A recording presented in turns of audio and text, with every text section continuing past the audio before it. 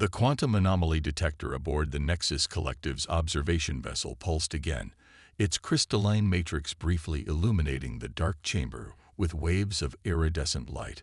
Senior observer Vex 427 studied the readings with growing agitation, their neural tendrils writhing in a pattern that would have been immediately recognized as extreme distress by any other member of the collective.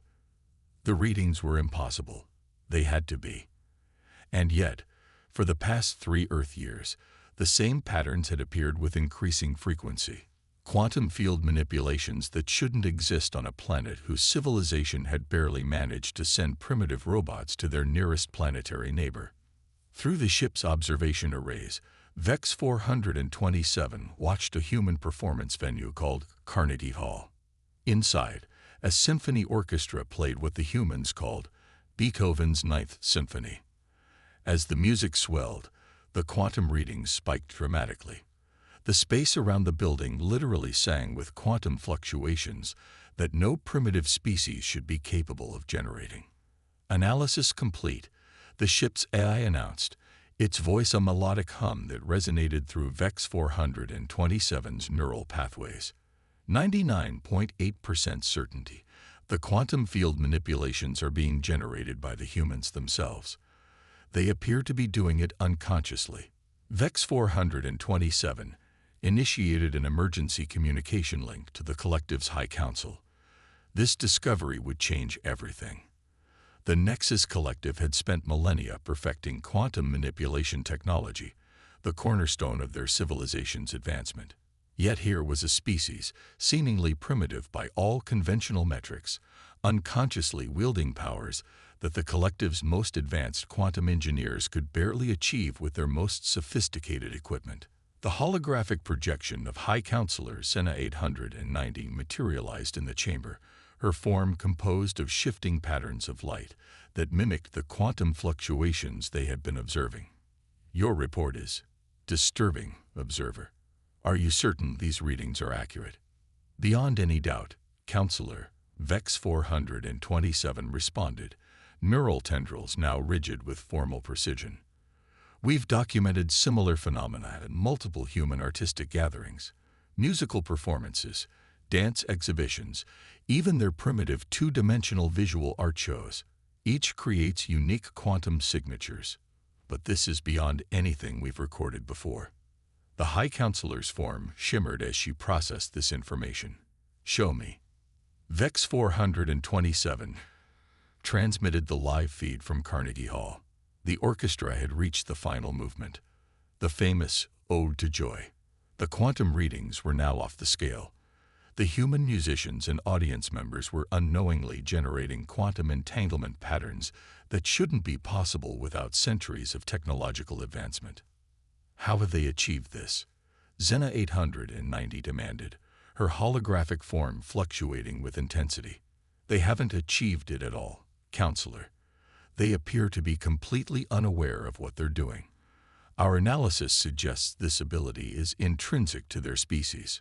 Something about their consciousness, their emotional and creative expression, naturally interfaces with quantum fields in ways we've never seen before.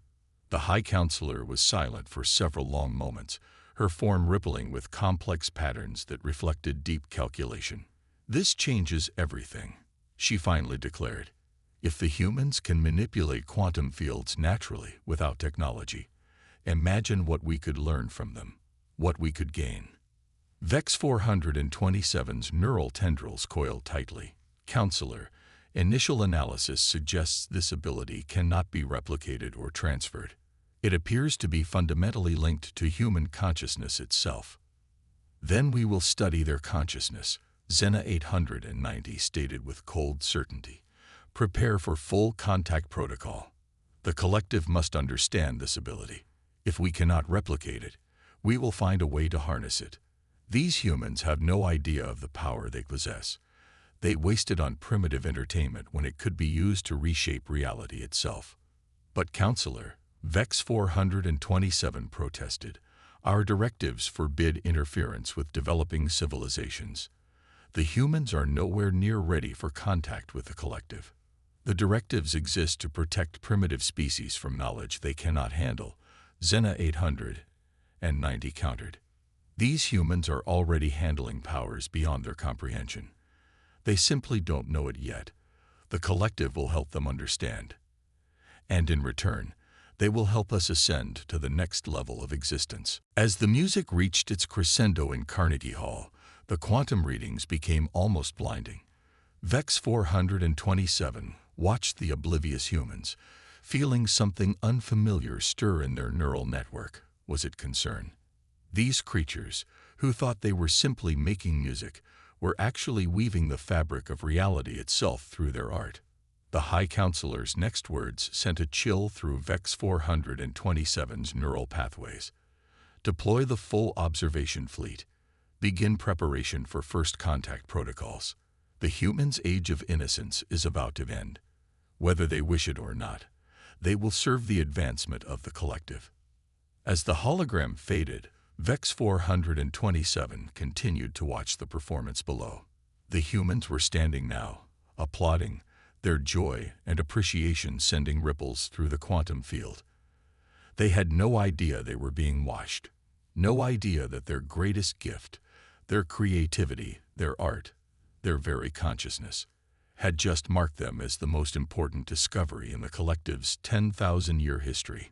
The quantum anomaly detector pulsed one final time as the audience began to disperse. Vex 427 made a decision that would later be marked as the first crack in the collective's unity. They began composing a warning message, encrypted in quantum fluctuations that only the human's unique consciousness might be able to perceive. They are coming. Your art is your power. Create, express, prepare. Whether any human would understand the message hidden in their dreams that night, Vex 427 couldn't know. But for the first time in their existence, they found themselves hoping that a primitive species might prove to be more powerful than anyone could imagine. Dr. Sarah Chen stood in front of the quantum interference pattern displayed on her laboratory screen at CERN, her coffee gone cold and forgotten. The data made no sense, yet the pattern was undeniable. The quantum particles in her experiment weren't just behaving unusually. They were dancing. There was no other word for it. They moved in perfect synchronization with the violin concerto playing through her headphones. She'd first noticed it 3 weeks ago, when a colleague's humming had somehow affected their quantum entanglement experiment. At first, they'd assumed it was equipment malfunction. But after hundreds of tests, the pattern was clear. Human musical expression was somehow influencing quantum behavior in ways that defied every known law of physics. Dr. Chen, her assistant Marco's voice cracked with excitement. You need to see this. It's happening everywhere. Her screen filled with incoming data from quantum research facilities around the world. Beijing, Moscow, MIT, Oxford. Everywhere, researchers were reporting the same phenomenon. Human creative expression was affecting quantum fields on a fundamental level. Art exhibitions, concert halls, dance performances, they all generated quantum patterns that shouldn't be possible. Before she could process this global revelation, the sky outside her laboratory window lit up with shifting patterns of iridescent light. The Nexus Collective had decided to make their presence known. Their message, transmitted simultaneously to every screen and communication device on Earth, was both elegant and terrifying in its simplicity. We have observed. We have measured. We come to help you understand your gift. The next 24 hours transformed human civilization forever.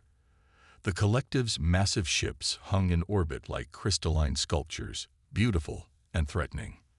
Their representatives, beams of shifting light and neural tendrils, appeared in every major city, offering knowledge and guidance to help humanity ascend. But Dr. Chen noticed something they weren't saying. Every time humans asked about replicating their technology, the collective representatives shifted the conversation. They spoke of studying human consciousness, of harvesting human potential, never of sharing their own secrets. At an emergency United Nations session, broadcast globally, the collective's High Counselor Zena 890 spoke of partnership, of guidance, of helping humanity understand their unique gift.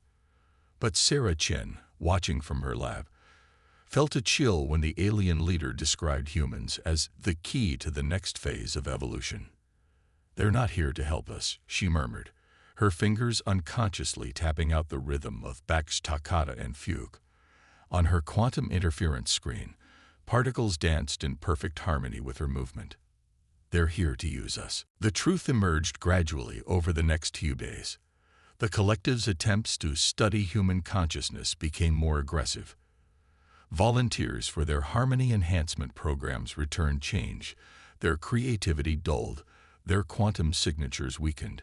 They could still perform music, create art, but the spark, the quantum dance, was gone. Then came the demand. Earth would become a protectorate of the Nexus Collective. For our own good, they said, to help us develop our potential safely. Those who resisted would be helped to understand. But something unexpected was happening.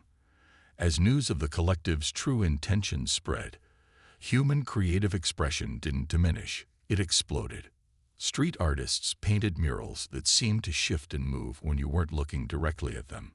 Musicians played concerts that made reality itself vibrate. Dancers performed pieces that left quantum echoes lasting for hours. The collective hadn't counted on humanity's defining trait. The more you try to suppress human creativity, the more it flourishes.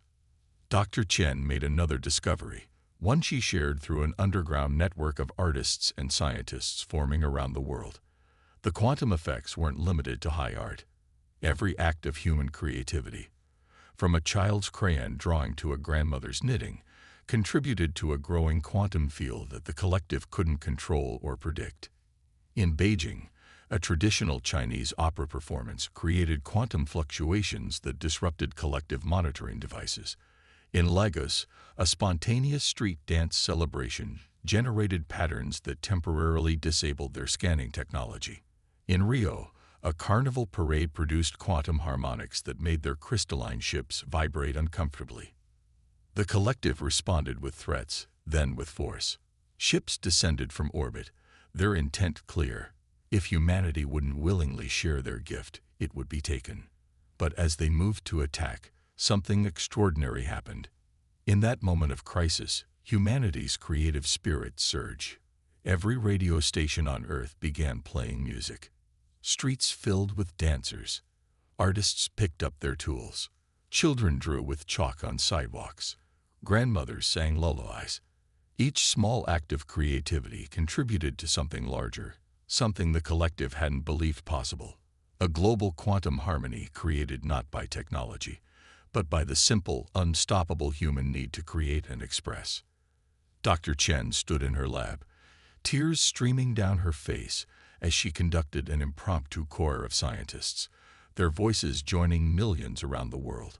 On her monitors, quantum patterns swirled and danced with impossible complexity. What the collective had failed to understand was that humanity's gift couldn't be harvested or controlled because it wasn't a technology or a technique. It was who we were. As the collected ships struggled against the growing quantum symphony, a new message appeared on Dr. Chen's screen. Unlike the collective's communications, this one seemed to ripple and dance, as if written in quantum fluctuations. Create. Express. Resist. You are more than they know. The message was signed, Vex 427, former observer, current believer in human potential. The real battle for Earth was about to begin, and humanity's weapons would be art, music, dance, and the unlimited power of human creativity. The Metropolitan Museum of Art had become a war room, its grand galleries now filled with an unlikely alliance of artists, scientists, and military strategists. Where priceless paintings once hung, quantum field displays showed the positions of collective ships. In the center of the Great Hall, Dr. Sarah Chen stood before a massive holographic representation of Earth's growing quantum defense network, her hands moving like a conductor's as she explained their latest discovery. Every form of human creativity generates its own unique quantum signature, she explained to the assembled leaders. Art, music, dance, poetry. They're all different frequencies in what we're calling the creative quantum spectrum. But here's what the collective didn't expect. These frequencies can harmonize.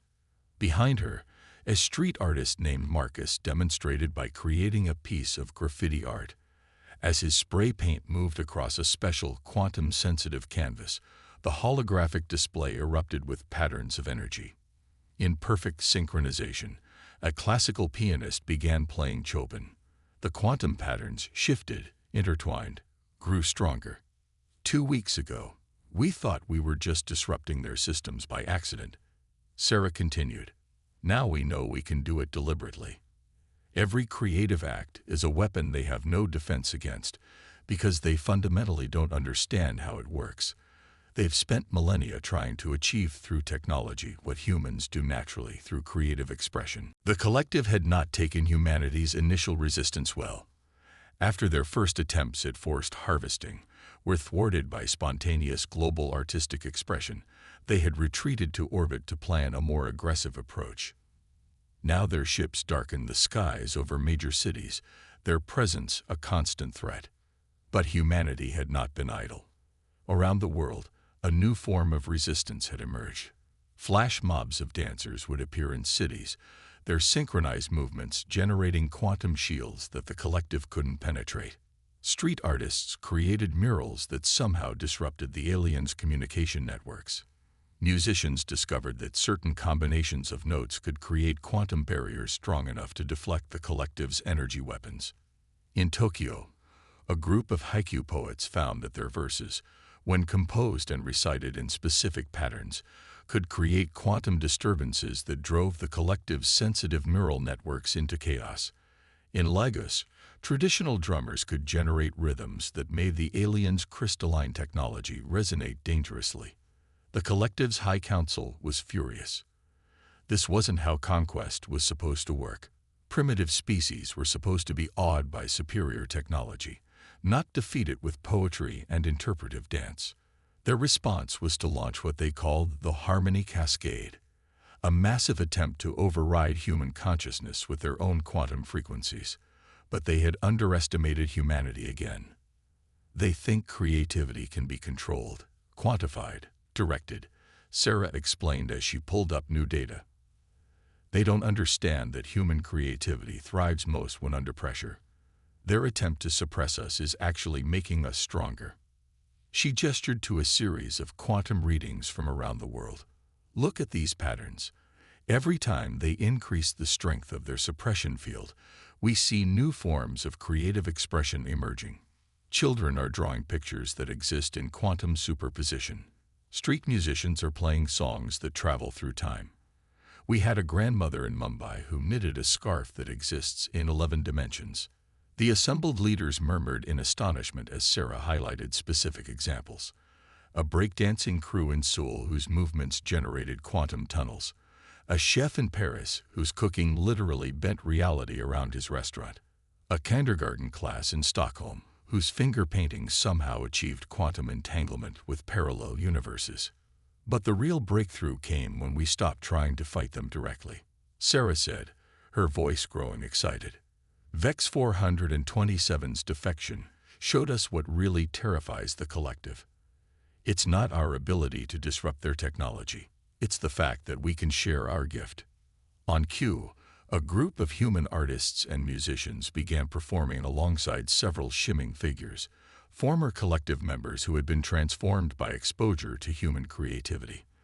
Their neural tendrils moved in harmony with the human performers, generating quantum patterns more complex than anything the collective had ever achieved through technology. They thought they could harvest our ability, Sarah said, watching the performance with pride. Instead, we're teaching them how to find it within themselves. Every collective member who experiences genuine human creativity risks awakening their own creative potential. That's why their leadership is getting desperate. We're not just defeating their invasion, we're challenging the very foundation of their civilization. The demonstration was interrupted by urgent news. The collective had launched a new offensive. Their ships were deploying what they called anti-creative resonance fields, attempting to suppress all human creative expression within their range. But even as the alert came in, resistance was already forming. In every city under attack, humans were creating. Street performers staged impromptu shows. Children drew on sidewalks with chalk. Musicians played from rooftops. Writers typed furiously on laptops in coffee shops. Dancers took to the streets. Each small act of creativity contributed to a growing quantum counter-harmony that the collective couldn't suppress. Sarah watched the quantum field displays as humanity's creative expression surged against the collective's suppression attempt. The patterns were beautiful, chaotic, impossible to predict or control, just like human creativity itself. "They still don't understand," she said softly. "You can't defeat creativity by trying to suppress it. That's like trying to stop the ocean by building a wall. The pressure just builds until it finds a new way to flow." As if to prove her point, new quantum signatures began appearing on her displays. Collective ships where crews were beginning to express their own creative awakening, joining the growing symphony of human artistic expression. The next phase of the conflict was about to begin, and it would be fought not with weapons, but with art, music, dance, and the unstoppable force of creative freedom against those who feared it. High Counselor Xena 890 stood before the assembled collective fleet, her crystalline form pulsing with barely contained rage. The human infection was spreading. More of her people were succumbing to the dangerous idea of individual creative expression. The entire structure of collective society was at risk. "Deploy the null resonance," she commanded. "All ships, simultaneously. We will strip their world of this chaos they call creativity, once and for all." On Earth, Dr. Sarah Chen and her global network watched as 10,000 collective ships moved into position. Their sensors, now attuned to quantum creative frequencies, detected the massive energy buildup. "They're going to try to nullify all creative expression on Earth," Sarah announced to the emergency global broadcast. "But they've given us exactly what we need: a target for the quantum symphony." The plan had been months in preparation. In every city, town, and village around the world, people were ready. Musicians had their instruments. Dancers were in position. Artists stood before their canvases. Writers sat at their keyboards. Even children had been given crayons and told to draw whatever made them happy. Remember, Sarah's voice reached every corner of the globe through quantum-enhanced communications. Don't try to fight. Just create. Express. Be human. The collective ships fired. A wave of null energy swept across the planet, designed to suppress all creative thought and expression. For a moment, there was silence. Then, in defiance of the suppression field, a single violinist in Prague began to play. The quantum sensors registered her music as a tiny spark of light in the darkness. In Paris, a painter made a single brushstroke. Another spark. A poet in Cairo spoke a single line of verse. A dancer in Buenos Aires took a single step. One by one, then in hundreds, thousands, millions, humans began to create. Each small act of creativity strengthened the others. The quantum field displays in Sarah's command center blazed with light as humanity's creative expression grew into something unprecedented. A global symphony of art, music, dance, and pure creative energy. Impossible. Xena 890 watched in horror as her null field began to fragment, increase power to maximum. But the humans weren't fighting the null field, they were transforming it. Every attempt to suppress their creativity was absorbed, transformed, and reflected back as pure creative energy. Street artists turned the visible effects of the null field into parts of their work. Musicians incorporated the resonance frequency of the suppression wave into their songs. Dancers moved in patterns that turned the energy of the attack into a backdrop for their performance. In New York, Sarah watched as the quantum field displays showed something extraordinary. The human creative response wasn't just defeating the null field. It was reaching into space, touching the collective ships themselves. And where it touched, something was changing. Aboard the collective vessels, crew members began to feel something they had never experienced before, the urge to express themselves individually. Some began to sing. Others moved in ways that had no tactical purpose. A few began creating patterns with their neural tendrils that served no practical function, but were simply beautiful. "Stop!" Xena 890's command echoed through the collective network. "This is corruption. This is chaos." But her words were drowned out by something more powerful, the sound of her own crew joining the symphony. The rigid structure of collective thought was cracking, transformed by contact with human creative expression. On Earth, the symphony grew stronger. Every human culture added its voice to the harmony. Ancient traditions merged with modern expressions. Classical music blended with hip-hop. Street art combined with fine art. Engineering met poetry. Science joined with dance. In her command center, Sarah received a transmission that made her smile. It was from Vex 427, now leading a growing movement within the collective itself. "We understand now.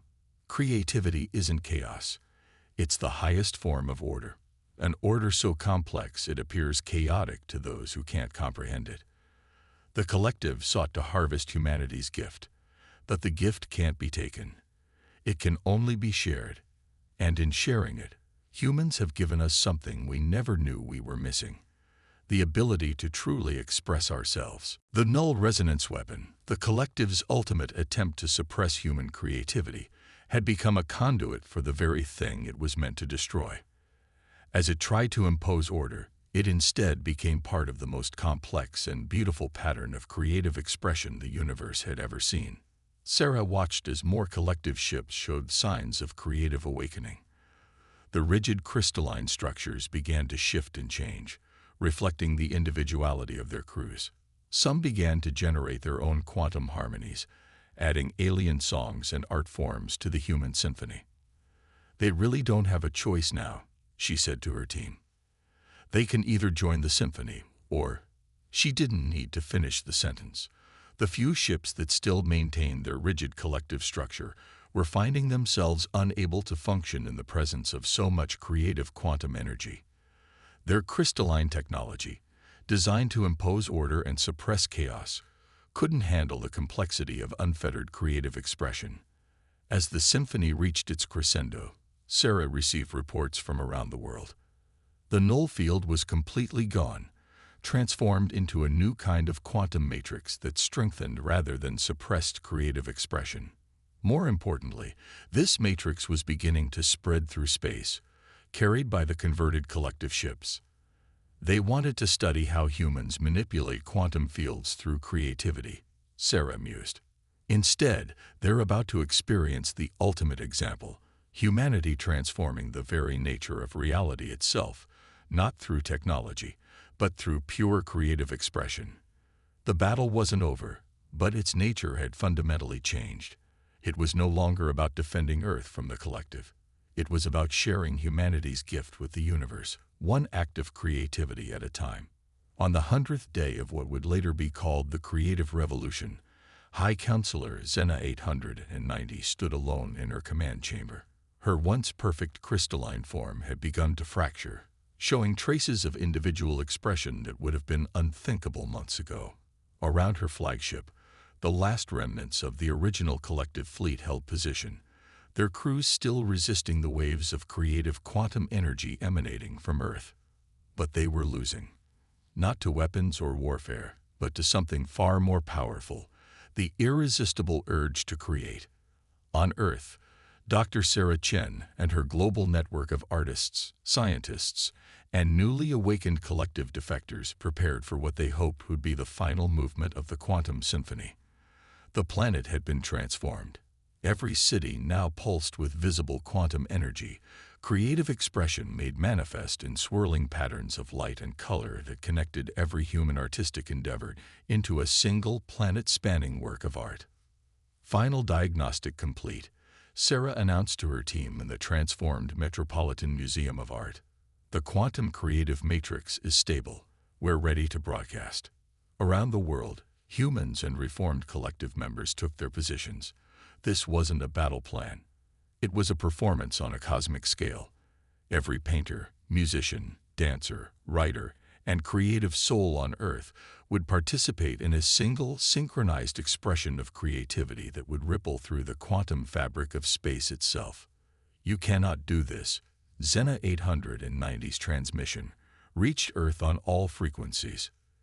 You don't understand what's at stake. The collective maintains order in the galaxy. Without our control, chaos will reign.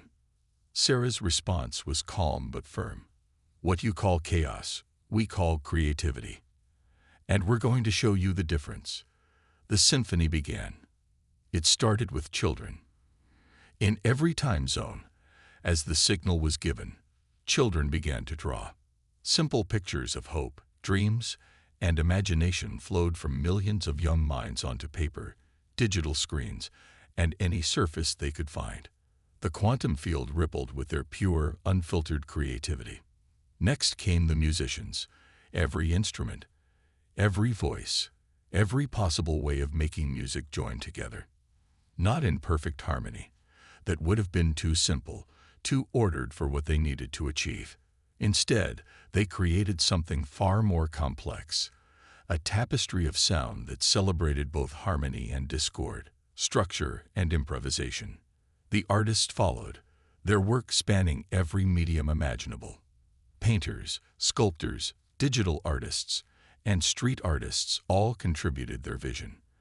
Their creativity manifested in quantum patterns that turned the sky into a canvas displaying impossible colors and shapes that existed in multiple dimensions simultaneously. Dancers moved in patterns that wrote their art directly into the quantum field. Writers wove stories that became real in the space between spaces. Engineers and scientists added their own creative expressions, turning mathematical equations and scientific principles into art that sang in frequencies beyond normal human perception. The effect was overwhelming. The quantum creative matrix amplified every contribution, connecting them all into something greater than the sum of its parts. It wasn't just art. It was the pure expression of humanity's creative consciousness, broadcast to the stars. In space, the remaining collective ships began to change. Their crystalline structures, designed to impose order and suppress individuality, couldn't maintain their rigid forms in the presence of such powerful creative energy. One by one, they began to transform, their structures reflecting the awakening creativity of their crews. Xena 890 watched in horror as her fleet dissolved, not into destruction, but into transformation. The ships weren't being destroyed. They were becoming art. Each vessel transformed into a unique expression of its crew's newly awakened creative consciousness. "Stop this," she commanded, but her own form was changing, responding to creative urges she could no longer suppress. "We are order. We are control. We are." Her transmission cut off as her flagship underwent its own metamorphosis.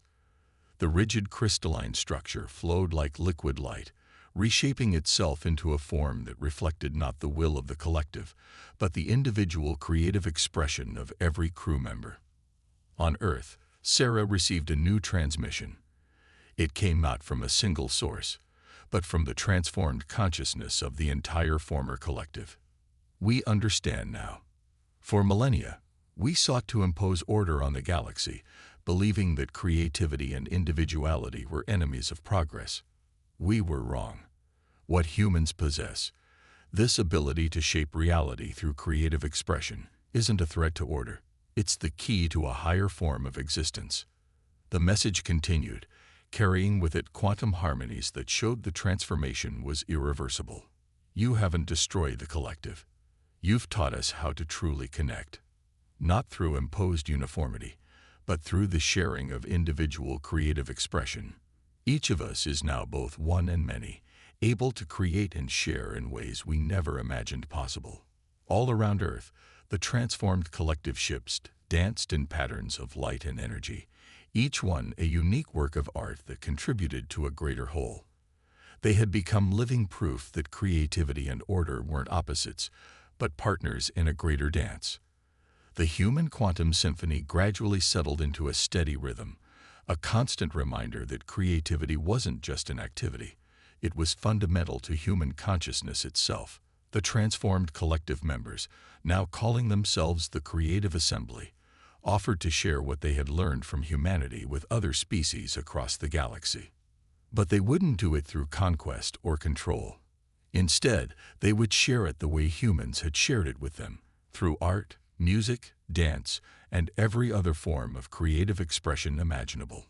As the sun set on that historic day, Sarah stood in the Met's Great Hall, watching quantum energy patterns dance across the sky. Around her, humans and former collective members worked together on new forms of art that combined their different perspectives and abilities. "You know what the most beautiful part is," she said to Vex 427, who had become Earth's primary liaison with the Creative Assembly. "We're just getting started. This is only the beginning of what we can create together." Vex 427's form shimmered with agreement, their neural tendrils creating patterns that were both music and light. "The galaxy has never seen anything like human creativity. You've taught us that true advancement doesn't come from controlling reality. It comes from reimagining it, from creating it anew, every moment of every day." Above them, the quantum symphony played on, carrying humanity's gift of creativity to the stars, one original expression at a time.